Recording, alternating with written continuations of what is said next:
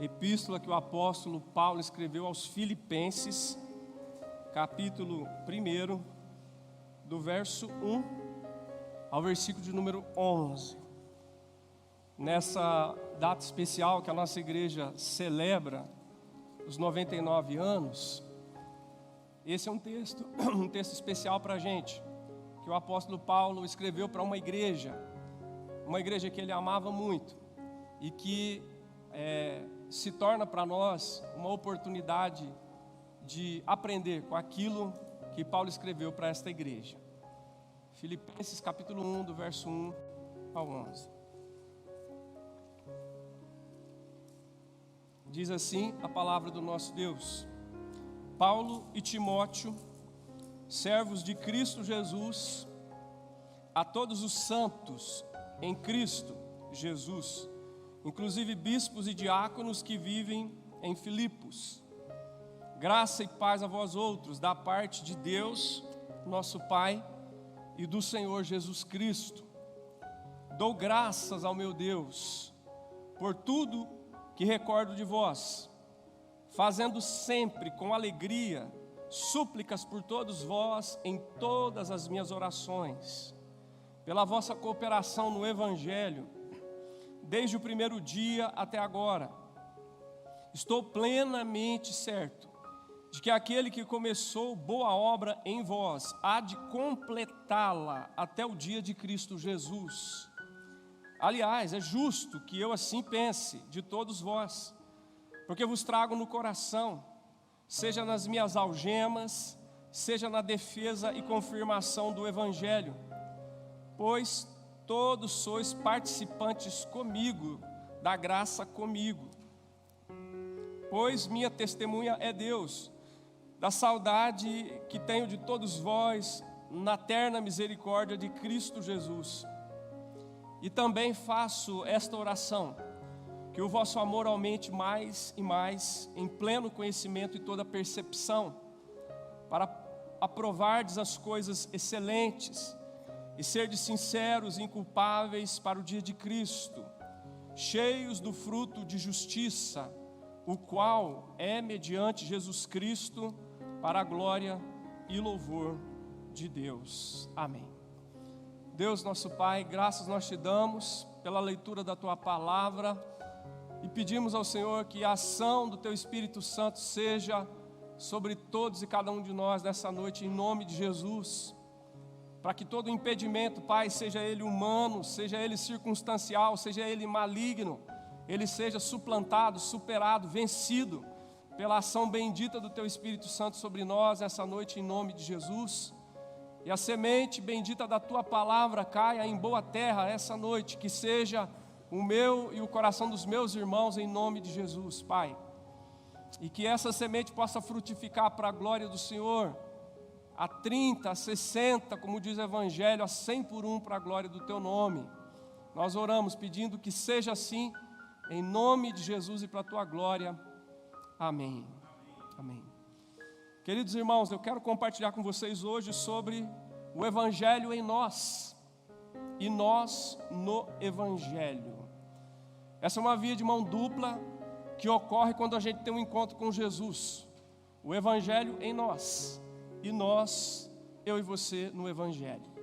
O apóstolo Paulo teve uma experiência extraordinária com essa comunidade a qual ele escreveu, a igreja de Filipos. Foi uma experiência tremenda que ele viveu para que essa igreja viesse à luz, para que ela nascesse. A palavra de Deus nos conta que ele experimentou a conversão de Lídia. Lídia era uma mulher de Tiatira, vendedora de púrpura, e através do ministério do apóstolo Paulo, ela converteu-se ao Senhor. Foi uma experiência extraordinária na vida do apóstolo Paulo e da sua equipe missionária. Também ele viu e participou da libertação de uma jovem possessa de um espírito de adivinhação. Essa jovem estava possuída por um espírito maligno que dava a ela condição de prever o futuro para as pessoas. E o apóstolo Paulo, usado por Deus, juntamente com Silas, foi o instrumento de libertação na vida desta jovem. Também o texto da Escritura, contando sobre a história dessa igreja, diz que o apóstolo Paulo viu a conversão do carcereiro de Filipos. que ficou desesperado quando teve um terremoto e os presos poderiam ter fugido da cadeia, e ele haveria de pagar com a sua vida se os presos fugissem. E naquele cenário ele tem um encontro com Jesus Cristo através do ministério do apóstolo Paulo. Então o apóstolo Paulo viu esta primeira igreja ser plantada na Europa. A primeira igreja que plantou-se na Europa foi a igreja de Filipos, e isso aconteceu na sua segunda viagem missionária, com a conversão de Lídia, com a libertação dessa jovem e com a conversão do carcereiro e de toda a sua família.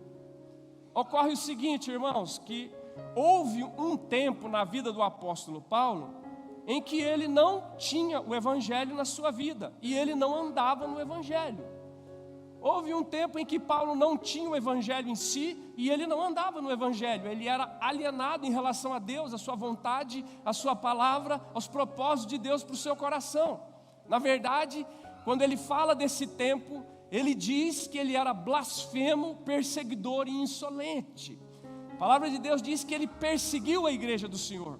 Ele obrigou pessoas a rejeitar o nome de Jesus. Ele participou como testemunha do apedrejamento de Estevão. Houve um tempo na vida do apóstolo Paulo em que o evangelho não estava nele e ele não estava no evangelho. Isso aconteceu com ele e ele pôde descrever: eu fui perseguidor, blasfemo e insolente. Mas graças a Deus que um dia o evangelho entrou na vida de Paulo. Glória seja dada ao nome do Senhor. Um dia o Senhor se apresentou para ele, se revelou a ele na estrada de Damasco, e ele teve uma experiência que mudou a sua vida para sempre. Um dia o evangelho entrou nele, e a partir dali ele passou a andar no evangelho do Senhor Jesus Cristo. Foi algo surpreendente que mudou completamente a sua vida. E quando a gente lê esse texto, a gente vê que aqui é o Paulo, que o evangelho entrou nele e ele começou a caminhar no evangelho. O que nós lemos aqui nesses 11 versículos é alguém em que o evangelho está nele e ele está de fato no evangelho. E é isso que eu gostaria de deixar para nós hoje à noite. A coisa mais importante nos 99 anos da nossa igreja não é o templo em si, não é as instalações que temos, não é, na verdade, o fato de termos superado o incêndio do nosso templo em 1958 e termos nos reunido por um longo tempo no porão do nosso falecido João Adolfo. Não é termos adquirido esse terreno e termos construído um templo maior e melhor. Tudo isso foi bênção, tudo isso foi maravilhoso, louvado seja o nome do Senhor. Mas é sabermos que ao longo desses 99 anos, Deus preparou para que nesse ambiente da comunidade Igreja Presbiteriana Independente de Muzambinho, muitas pessoas tiveram encontro com o Evangelho, tiveram encontro com Jesus ressuscitado dos mortos, né? Tiveram a experiência do Evangelho entrar neles e eles passarem a viver a partir do Evangelho do Senhor Jesus. E isso diz respeito não apenas aos que foram, mas àqueles que aqui estão, a começar comigo, e eu espero que seja a verdade, a realidade na sua vida também, em nome do Senhor Jesus. E aqui eu queria destacar algumas lições que a gente aprende quando o Evangelho entra em nós e nós caminhamos a partir dali no Evangelho do Senhor Jesus. Em primeiro lugar, irmãos, quando o Evangelho está em nós e nós estamos no Evangelho, nós aprendemos a agradecer pela cooperação que recebemos. Nós aprendemos a agradecer pela cooperação que recebemos. O apóstolo Paulo diz isso no verso 3 e verso 4, eu vou repetir para você ver. Eu dou graças ao meu Deus, diz ele, por tudo que recordo de vós aí da igreja de Filipos, fazendo menção de vocês com alegria nas minhas súplicas, né? Em todas as minhas orações, quando eu recordo de vocês, o meu coração é tomado de alegria e de gratidão. Gratidão. A gente aprende a agradecer pela cooperação que nós recebemos. O apóstolo Paulo recebeu cooperação dos irmãos da igreja de Filipos. Ele recebeu cooperação de maneira pessoal. Ele recebeu cooperação na dimensão material. Ele recebeu cooperação numa atitude de generosidade. Ele recebeu cooperação no sentido de continuidade. Aquela igreja socorreu Paulo, que agora estava preso, estava numa cadeia quando escreveu essa carta. Essa igreja apoiou Paulo de maneira pessoal. Essa igreja enviou Epafrodito para visitar Paulo na cadeia e para levar para ele o socorro. A igreja não apenas mandou o socorro de uma maneira impessoal, fria, distante, não, enviou uma pessoa, e uma pessoa de calibre. Ele chama Epafrodito de meu companheiro de lutas, cooperador no Evangelho. Então essa igreja cooperou com Paulo, enviando alguém para estar com ele, a quilômetros de distância, em situações muito difíceis de viagem, de translado, e ela envia uma pessoa para visitá-lo na cadeia. Então essa igreja coopera com ele de maneira pessoal e de maneira material, manda recurso, material, financeiro para assistir Paulo naquela cadeia. E diz o texto da epístola aos Filipenses que a igreja faz isso não só uma vez, mas faz 2 vezes.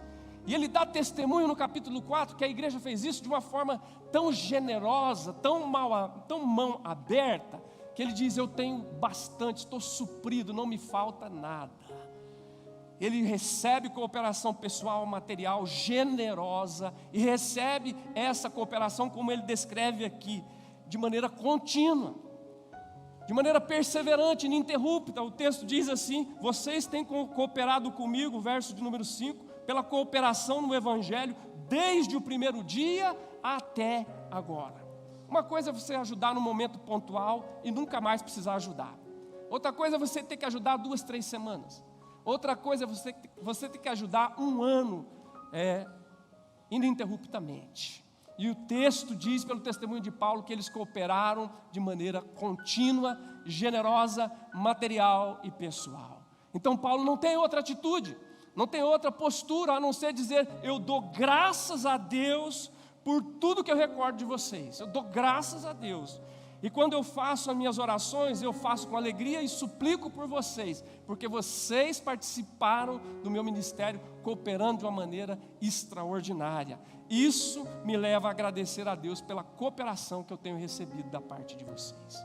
Irmãos, quando nós completamos 99 anos como igreja, nós só temos uma palavra: agradecer a Deus pela cooperação que nós recebemos ao longo desses 99 anos. Agradecemos cada pessoa que Deus usou, agradecemos cada casal que Deus levantou, cada família que Deus moveu e mobilizou, cada pastor que Deus usou ao longo desses anos, cada presbítero, cada diácono, cada líder de ministério, cada irmão que contribuiu para que nós chegássemos e estivéssemos aqui hoje celebrando esses 99 anos. O Evangelho entrou em nós e nós andamos no Evangelho, nós não temos outra postura, nós dizemos: louvado seja o nome do Senhor. Nós agradecemos por cada vida que Deus usou, porque se nós estamos aqui hoje, é porque houveram homens e mulheres, jovens, crianças, pessoas que Deus levantou e cooperaram pessoalmente, e cooperaram materialmente, e cooperaram de maneira generosa, e cooperaram de maneira contínua, ininterrupta, muitas vezes por longos períodos, para que nós pudéssemos estar aqui hoje. Então nós não somos ingratos, nós não somos egoístas, nós levantamos as nossas mãos a Deus e dizemos: louvado seja o teu nome, graças nós te damos por essas vidas preciosas que cooperaram na proclamação do Evangelho para que nós estivéssemos aqui hoje à noite.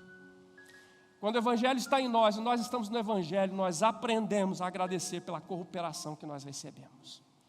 E você já aprendeu a agradecer pela cooperação que você recebe no Evangelho? Pelas pessoas que Deus usa, de dentro e de fora, de perto e de longe, que você conhece e aquelas que você nunca viu? Você já aprendeu a agradecer pela cooperação que tem chegado até você nas suas realidades mais difíceis, mais impensáveis, mais inomináveis? Se o Evangelho está em você e você está no Evangelho, não tenho dúvida, você vai aprender a agradecer pela cooperação que você tem recebido aqui e fora daqui, em nome de Jesus e para a glória do Senhor. Amém?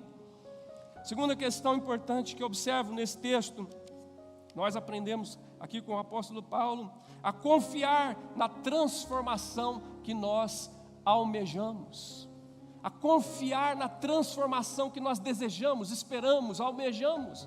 O verso de número 6 diz assim: estou plenamente certo de que aquele que começou boa obra em vocês aí na igreja de Filipos há de completá-la até o dia de Cristo Jesus. Aleluia. A gente aprende a confiar na transformação, na mudança que nós estamos esperando, que nós estamos almejando, que nós estamos desejando que aconteça. O apóstolo Paulo viu muitas coisas acontecer na vida dessa igreja. Nós falamos da conversão de Lídia, nós falamos da libertação da jovem, nós falamos da salvação do carcereiro. Ele viu coisas acontecer na vida daquela igreja. Ele viu Lídia se converter. Lídia era uma microempresária daquela época, ela era da cidade de Tiatira. Ela era vendedora de púrpura, um tecido muito raro naquela região e muito caro. Ela era uma empresária da época, se nós pudermos fazer essa comparação. E ela estava com as mulheres na beirada de um rio, num horário de oração, num momento de oração. E Paulo vai com a sua equipe missionária para aquele lugar, naquele lugar de oração. Ele tem a oportunidade de pregar o evangelho. E a palavra de Deus diz que o Senhor abre o coração de Lídia para entender o que Deus está falando através de Paulo, e ela recebe a graça da salvação, ela se converte. Paulo vê isso, algo extraordinário acontecer na vida de Lídia, e converte-se ela e a sua família, diz a palavra de Deus. Ele vê aquela jovem ser liberta de um espírito de adivinhação. Aquela jovem era escrava dos seus senhores, que auferiam lucro em cima dela, porque ela conseguia prever o futuro das pessoas, e nós somos fissurados em querer saber o futuro, não é verdade? Nós temos uma coisa dentro de nós que quer saber o que vai acontecer amanhã ou depois da manhã, como é que será isso, como é que será aquilo, e eles ganhavam dinheiro em cima dessa escrava, possuída por um espírito maligno, porque revelava o futuro para as pessoas. O texto de Atos dos Apóstolos diz que essa jovem, quando viu Paulo e Silas, sua equipe, ela ficou atrás deles, andando dias e dias atrás deles e dizendo: esses caras aqui são servos do Deus Altíssimo e anunciam o caminho da salvação. Esses aqui são servos do Deus Altíssimo e anunciam o caminho da salvação. Olha, isso parece uma coisa positiva, ela está falando a verdade, eles são servos do Deus Altíssimo. Sim, eles anunciam o caminho da salvação. E Paulo foi ouvindo aquilo, 1 dia, 2 dias, 3 dias, 4 dias, ele percebeu que aquilo não tinha nada a ver com Deus. Às vezes parece, mas não é. E ele discerniu que aquilo era o espírito maligno, e ele se voltou para o espírito maligno e repreendeu e disse: sai dela em nome do Senhor Jesus. E o espírito maligno imediatamente a deixou e ela foi liberta. Paulo viu isso acontecer. Ele viu o carcereiro se converter, aquele que ia se matar porque os presos, supondo que os presos tinham fugido da cadeia depois do terremoto que veio sobre aquele lugar. E ele entra trêmulo na prisão quando Paulo diz: não faça nada contra ti mesmo, que nós todos aqui estamos. E ele pergunta a Paulo: o que devo fazer para ser salvo? E Paulo fala para ele aquela frase emblemática que nós conhecemos: crê no Senhor Jesus e será salvo, tu e a tua casa. E ele acolheu, recebeu a mensagem do Evangelho, converteu ele, a sua casa, e foram batizados. Por que eu estou contando isso, repetindo e dando mais detalhes? Paulo viu Deus operar milagre de conversão, de libertação, de salvação. Mas talvez o maior de todos os milagres que Paulo conheceu não foi o de Lídia, não foi daquela jovem possessa de um espírito maligno, nem foi do carcereiro, foi o que Deus fez na vida dele mesmo.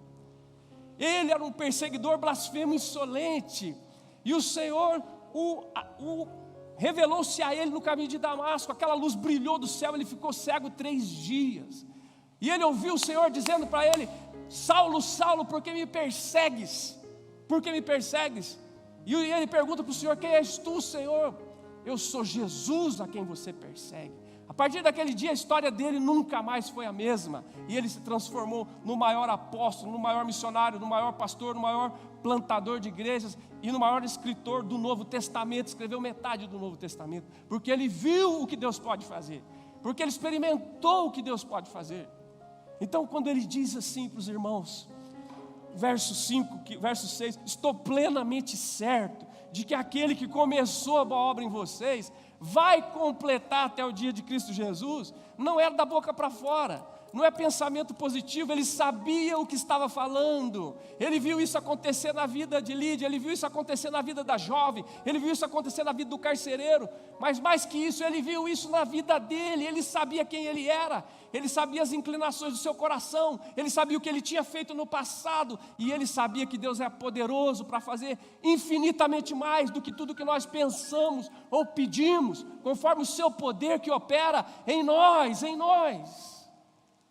Então ele disse: eu estou plenamente certo, estou convicto de que aquele que começou a boa obra na vida de vocês vai completar até o dia de Cristo Jesus. Aleluia. Irmãos, nós queremos ter confiança de que a transformação que nós queremos ver aqui na igreja presbiteriana independente de Muzambinho, nós estamos querendo ter essa convicção de que essa transformação que nós almejamos, nós confiamos que ela vai acontecer em nome do Senhor Jesus. Aquele que começou a boa obra na vida de vocês, ele vai completar até o dia de Cristo Jesus. Você vai poder dizer como Lutero, assim: olha, eu não sou ainda o que eu deveria ser, não sou ainda. Sou falho, erro em muitas coisas, estou ainda titubeando, parece que eu estou meio para a direita, às vezes estou meio para a esquerda. Eu não sou ainda o que eu deveria ser. Também eu sei que não sou o que serei, porque o que serei está nas mãos do Senhor. Mas também uma coisa eu sei: eu já não sou o que eu era. Eu sou uma nova criatura, eu sou uma nova pessoa. Eu tive um encontro com o Evangelho, eu tive um encontro com Jesus, eu tive um encontro com a graça de Deus. E eu creio que aquele que começou a boa obra na minha vida vai completar até o dia de Cristo Jesus. Vai me ajudar a vencer a inveja, o ciúme, a fofoca, a ira, a maledicência. Vai me ajudar a vencer a infidelidade conjugal, a impureza sexual. Vai me ajudar a andar em santidade. Vai me ajudar a ser aquilo que Ele quer que eu seja. Porque não é pela minha força, mas é pela graça de Deus, no poder do Espírito Santo, segundo a sua palavra. Quando o Evangelho está em nós e nós estamos no Evangelho, a gente aprende a confiar na transformação que nós desejamos, que nós almejamos. Nós aprendemos a confiar, Deus vai fazer.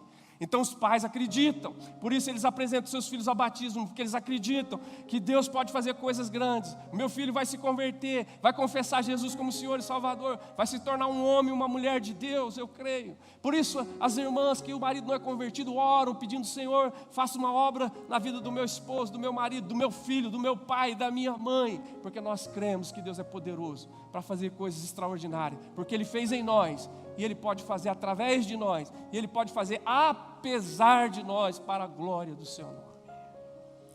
Então a gente aprende, irmãos, com o apóstolo Paulo, a agradecer pela cooperação que nós recebemos, mas também a confiar na transformação que nós desejamos.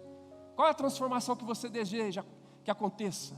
Qual é a transformação que você almeja que aconteça?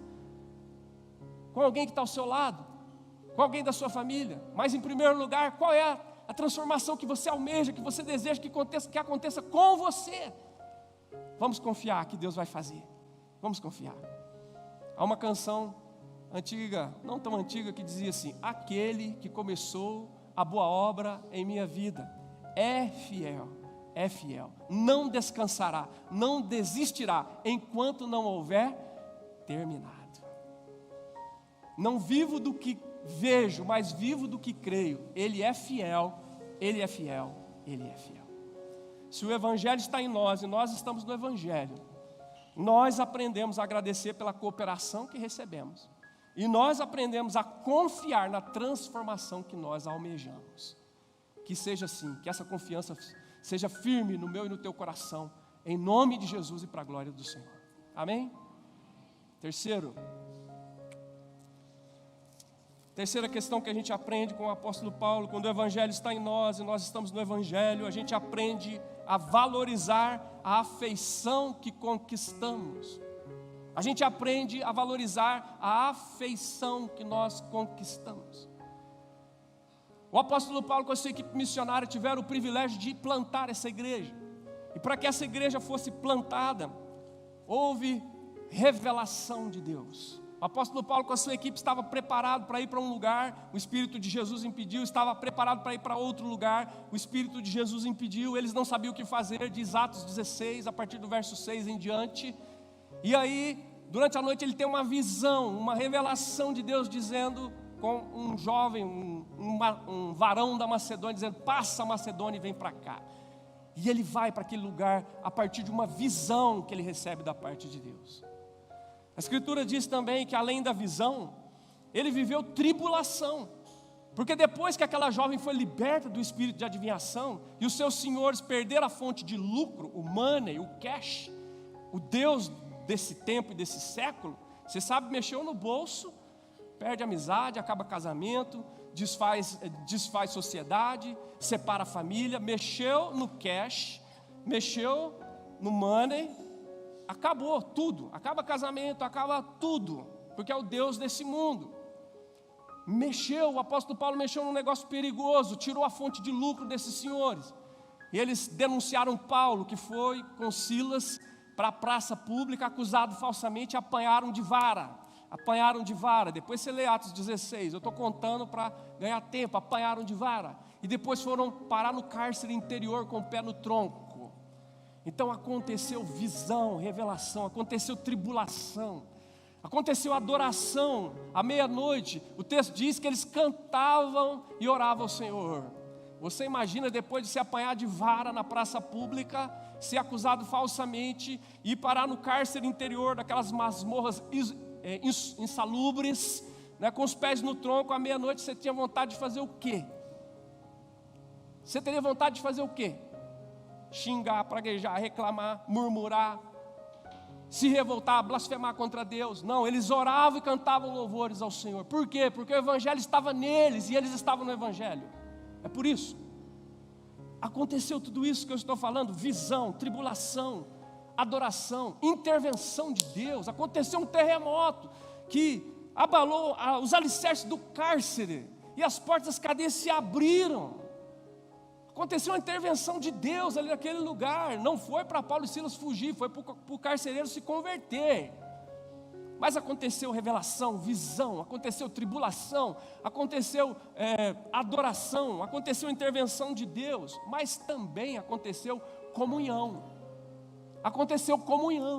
Quando Lídia se converteu, ela falou com Paulo e Silas e a equipe: eu quero que vocês vão para a minha casa. O texto diz, e constrangeu eles a ir para a casa dela. Eles tiveram que ir para a casa dela, para comer com ela, para estar com a sua família, para conversar, para conhecer, para passar um tempo junto. E quando o carcereiro se converteu também, levou eles para a casa dele, lavou as feridas dele, teve contato pessoal, cuidou deles. Então observa, o texto está nos dando a oportunidade de pensar nisso, de valorizar a afeição que nós conquistamos. Olha o versículo de número 7 e o versículo de número 8. Olha só que interessante, o verso 7 diz: aliás, é justo que eu assim pense de todos vós, porque eu vos trago aonde que eu trago vocês? No coração. Eu vos trago no coração. Seja nas minhas algemas da cadeia, eu estou preso agora, seja na defesa e na confirmação do Evangelho, pois todos sois participantes da graça comigo. Olha o verso 8: pois minha testemunha é Deus da saudade que eu tenho de todos vós e na terna misericórdia de Cristo Jesus. Paulo viveu comunhão com eles, e essa comunhão gerou afeto. Não foi apenas revelação de Deus, não foi apenas visão, não foi apenas intervenção, não foi apenas tribulação, não foi apenas adoração, não, teve comunhão, sentaram junto, partilharam a mesa, comeram o pão, conversaram, foi curadas as feridas deles, lavou-lhes os vergões dos açoites. Isso gerou aproximação, intimidade, gerou afeto. E Paulo valoriza o afeto conquistado naquele cenário de grande luta, de dificuldade, de tribulação, mas de bênção e glória do nome do Senhor. Sabe, nós precisamos valorizar os afetos que nós conquistamos. Em 99 anos foram desenvolvidos muitos laços de afetos na história dessa igreja. Louvado seja o nome do Senhor. Você sabe que eu fiquei 15 anos em São Paulo, depois de ter morado aqui 12 anos. E agora, em janeiro, completou 8 anos que eu estou de volta aqui. Quantos laços de afeto, né, foram construídos nos anos passados, e que hoje, quando a gente encontra com alguém, aquilo reacende, e é uma alegria, é um privilégio, é uma bênção sabermos que os nossos laços estão firmes, o tempo não pode apagar, a cadeia não pode fazer com que ele morra, com que ele perca a sua força. Paulo está preso, os irmãos estão longe, mas os afetos estão firmes, o coração dele está ardendo pelos irmãos. Eu levo vocês no coração, eu tenho saudade de vocês. O reverendo Nilson costuma dizer que tem gente que morre e não deixa de si saudade. Tem um rei de Israel, né, que morreu e não deixou de si saudade. Que coisa triste.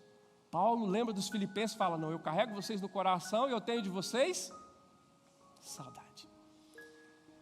Quando a gente ficou um tempo sem poder vir para o culto aqui presencial, que saudade, que gostoso poder estar junto.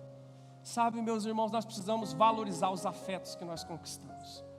Não deixa nada destruir esse laço de afeto maravilhoso que Deus colocou para nós. Cuidado com o poder, cuidado com o dinheiro, cuidado com a ambição, cuidado com as volúpias do seu coração, cuidado com as mesquinharias, cuidado com as casquinhas de ferida, como diz o irmão Márcio, que está acompanhando de casa. Tem gente que é casquinha de ferida, sabe quando você bate o braço, e como eu tenho uma cicatriz aqui, e aí aquilo machucou, ficou feio, criou uma casquinha, aí de repente você vai passando, e pá, no canto da mesa, o que acontece? Sangra de novo, e machuca tudo outra vez. E tem gente que é tão sensível, tão melindroso, é casquinha de ferida. E por causa da casquinha de ferida, rompe os laços de afeto que foram construídos na cruz do Calvário. Nós precisamos aprender a ser mais forte, a criar couro grosso, como diz o pastor Jeremias Pereira. Você tem que criar couro grosso. Não é qualquer coisinha que vai fazer você desmanchar feito uma manteiga derretida. Não, o Evangelho está em você e você está no Evangelho. Paulo estava preso, estava distante dele de quilômetros, mas o meu coração, vocês estão no meu coração, eu tenho saudade de vocês. Então, irmãos, nós precisamos aprender isso. O Evangelho está em nós e nós estamos no Evangelho, nós vamos valorizar os afetos que nós conquistamos. Quem são os afetos do teu coração aqui nessa comunidade de fé? A dona Fernandinha é um afeto do nosso coração. Ficamos muito tempo sem tê-la aqui na igreja por causa da pandemia, e esse tempo atrás ela veio. Hoje ela veio e falou comigo: esse dia eu tive mal, tive uma queda por causa de labirintite. A gente fica com o coração apertado, porque nós temos um afeto, e nós valorizamos o afeto. Com os nossos idosos, valoriza os nossos idosos, nós estamos aqui por causa deles. Valoriza os nossos jovens, valoriza os jovens da igreja, os adolescentes, valoriza as crianças da igreja, valoriza os líderes do seu ministério, valoriza os pastores da sua igreja. Entende? Não deixa o inimigo semear contenda. Não deixa o inimigo criar em você um espírito de Putin. Um espírito de Putin que fica jogando bomba no seu irmão, em nome de Jesus. Valoriza os afetos, porque eles são importantes e são bênção de Deus para a nossa vida. Quando o Evangelho está em nós e nós estamos no Evangelho, a gente aprende a valorizar os afetos. Agora tem uma coisa: o afeto, o próximo, mais próximo que você conhece, está dentro da sua casa. É a sua esposa, é o seu esposo, é o seu filho, é o seu pai, é a sua mãe. Tem que começar ali, Valorize os afetos do seu esposo, da sua esposa, do seu filho, do seu pai, da sua mãe. Porque se você praticar ali, vai ficar mais fácil praticar aqui do lado de fora. Mas se você não praticar lá e tentar praticar aqui, vai ser hipocrisia e não vai dar certo. Que Deus nos conceda essa graça de valorizar os afetos que nós conquistamos, em nome de Jesus e para a glória do Senhor. Amém. Último, a gente aprende quando o Evangelho está em nós, e nós estamos no Evangelho, a gente aprende a agradecer pela cooperação que nós recebemos, a gente aprende a confiar na transformação que nós desejamos, a gente aprende a valorizar os afetos que nós conquistamos, e a gente aprende a orar pela bênção que nós mais necessitamos. A gente aprende a orar pela bênção que nós mais necessitamos. Se eu perguntar aqui quem é que precisa de uma bênção, todo mundo vai levantar a mão. Fala: eu estou precisando de cura, pastor. Eu estou precisando de dinheiro, pastor. Eu estou precisando que o Deus ponha a mão no meu casamento, que o negócio está meio barro, meio tijolo. O outro vai falar: estou precisando de uma bênção, Senhor, meu trabalho está ruim, pastor, a empresa está está ruim. Se eu perguntar qualquer coisa, todo mundo vai precisar de uma bênção. Nós precisamos da bênção de Deus. E é por isso que Deus nos abençoa, porque nós somos dependentes da bênção do Senhor. Acontece que, irmãos, a bênção que nós mais precisamos, não é dinheiro, não é casa, não é carro, não é saúde, não é casamento, não é filho, é amor. É amor. A palavra do Senhor diz que Deus é amor. A palavra de Deus diz que o maior mandamento é amor, amar ao próximo como a ti mesmo, a Deus e ao próximo. O apóstolo Paulo diz que no final das contas permanece a fé, a esperança e o amor, mas o maior deles é o amor. Porque se não tiver amor, você pode ter casa, você pode ter carro, você pode ter casamento, você pode ter filho, você pode ser famoso, você pode estar com a empresa indo de vento em popa, mas não vai dar o fruto que haveria de dar se houvesse amor. O apóstolo Paulo chega a dizer que se a gente fizer as coisas de Deus sem amor, não adianta nada. Não adianta nada. Você pode falar na língua dos anjos, você pode ter fé a ponto de transportar montanhas, você pode ter todo o conhecimento, sabedoria e revelação, você pode entregar o próprio corpo para ser queimado, mas se não tiver amor não vale absolutamente nada aos olhos de Deus, e a gente sabe que perde o efeito.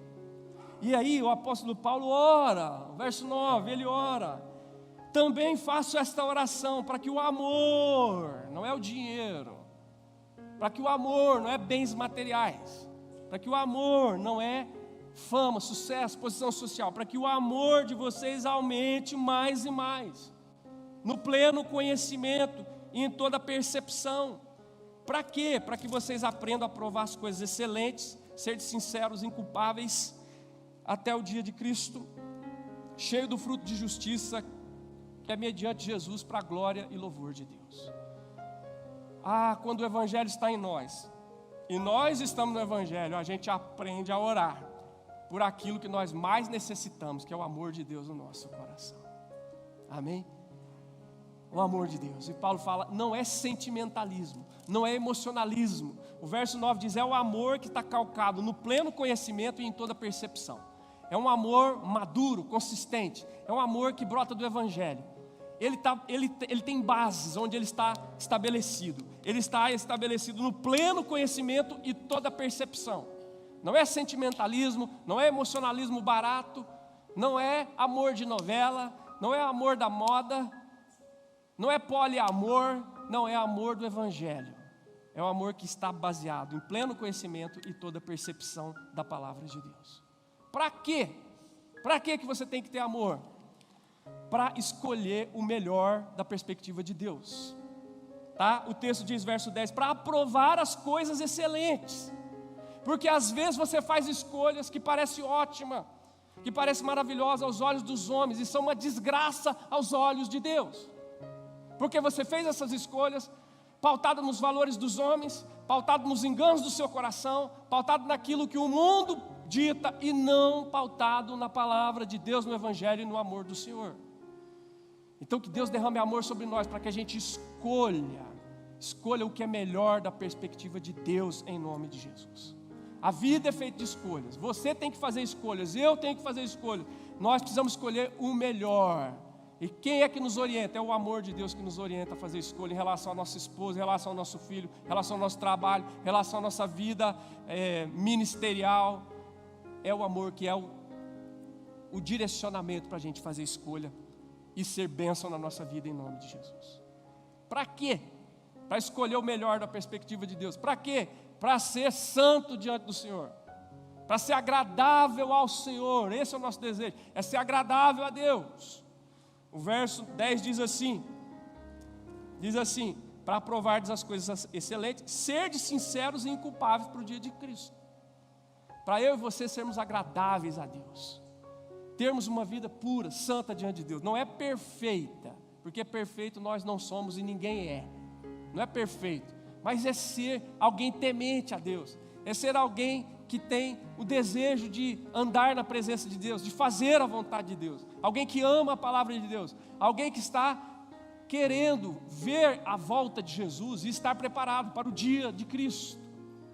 É que a minha vida esteja limpa e não esteja suja, não seja uma vida imunda, uma vida repulsiva aos olhos de Deus. Eu não sou perfeito, ninguém é, somos pecadores, mas podemos ser pecadores que experimentam da presença de Deus na nossa vida, pela sua graça e pela sua misericórdia. E isso acontece quando nós crescemos em amor. O amor faz a gente querer as coisas do alto mais do que as coisas aqui de baixo. O amor faz a gente querer mais da presença de Deus, mais da palavra de Deus, mais do Espírito de Deus e menos daquelas coisas que nos afastam de Deus. Amém? Para quê? Para escolher o que é melhor da perspectiva de Deus, para sermos agradáveis a Deus e para frutificar para a glória de Deus. Frutificar, dar fruto. Ele não chamou você apenas para vir no culto, que é uma coisa maravilhosa, sentar aqui, ouvir uma mensagem maravilhosa, examinar seu coração, voltar para casa e viver a semana. Isso é ótimo, é o começo. Mas é apenas o começo, é para você dar fruto para Deus. É para você frutificar com o seu dom, com o seu talento, com a sua oportunidade, com o seu recurso, com o seu dinheiro, com a sua casa, com o seu trabalho, com quem você é, com o que você faz. O texto diz, no versículo de número 11, cheio do fruto de justiça, o qual é mediante Jesus Cristo para a glória e louvor de Deus. Para que eu tenho que crescer em amor? Para escolher o que é melhor. Para que eu tenho que crescer em amor? Para ser agradável a Deus. Para que eu tenho que crescer em amor? Para frutificar, para dar fruto. Eu vou passar por essa vida e a minha vida vai ser do berço à sepultura, só isso? Não, eu vou dar fruto de bondade, de misericórdia, de amor, de socorro, de graça, de ensino, de oração, daquilo que Deus me capacitou. Eu vou dar fruto em nome de Jesus. Então, quando o Evangelho está em nós e nós estamos no Evangelho, a gente aprende a orar pela bênção que nós mais precisamos. E eu estou dizendo para você, a bênção que você mais precisa é amor. Que Deus faça você crescer em amor em nome do Senhor Jesus. Amor pelo seu esposo, amor pela sua esposa, valoriza ela, seu Zé, porque ela se mata por você. Amor pela sua mãe, amor pelo seu pai, amor pelos seus filhos, valorize seus filhos. O trabalho é importante, mas seus filhos não têm valor comparado com o trabalho. Cuidado, não seja um workaholic, que você vai perder coisa importante na sua vida. Quando tem amor, tudo entra no seu devido lugar. Olha, não deixa a casa de oração, ama a casa de oração, ama o culto, ama a palavra, ama o ensino, porque isso é bênção que você precisa. O demais, como diz Jesus, as demais coisas serão acrescentadas, não vai faltar, e o pouco que tiver vai fazer uma fartura que você não vai acreditar, vai ser bênção na sua vida, no nome de Jesus. Amém? Irmãos, quando o Evangelho está em nós e nós estamos no Evangelho, a coisa muda. Muda porque a gente aprende a agradecer pela cooperação que recebemos. Muda porque a gente aprende a confiar na transformação que nós esperamos. Muda porque a gente aprende a valorizar as afeições que nós conquistamos. E muda porque a gente aprende a orar pela bênção que nós mais precisamos. A pergunta é: o Evangelho está em você? A pergunta é: e você? Você está no Evangelho? Eu espero que seja assim. Se for, louvado seja o nome do Senhor. Se não for, maravilha, você está aqui exatamente para isso. Deus marcou para que você venha. Não é coincidência, não é acidente, não é por acaso. É providência de Deus você estar aqui.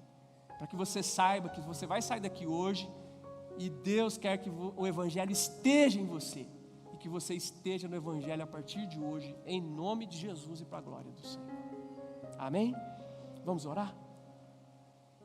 Vamos ficar de pé, que vocês estão muito tempo sentados. Vamos ficar de pé.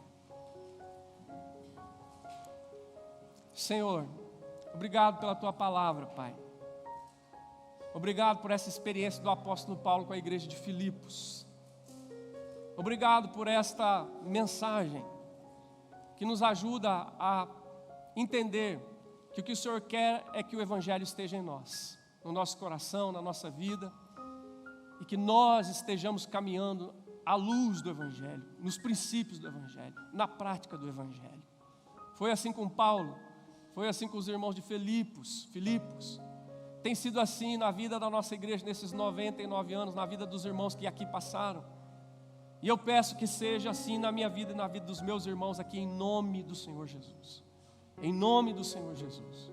Que o Evangelho esteja em nós e que nós estejamos no Evangelho. E que o Senhor permita, Pai, se há qualquer pessoa entre nós ou nos acompanhando pela transmissão, que ainda não tinha essa convicção, que ela seja plantada hoje, agora, nesse exato momento, pela ação do Teu Espírito Santo, na mente, no coração dessa pessoa, em nome do Senhor Jesus. Que a vida dela mude radicalmente, visceralmente, para a glória do Senhor. Porque a partir de agora, o Evangelho estará nela, e ela estará no Evangelho, em nome de Jesus. Abençoa os Teus filhos. Se houver necessidades, Pai, de qualquer natureza, aqui, que o Senhor os abençoe. Porque essa mesma palavra diz, lá no capítulo 4, verso 19, que o nosso Deus, segundo as suas riquezas em glória, há de suprir em Cristo Jesus cada uma das nossas necessidades.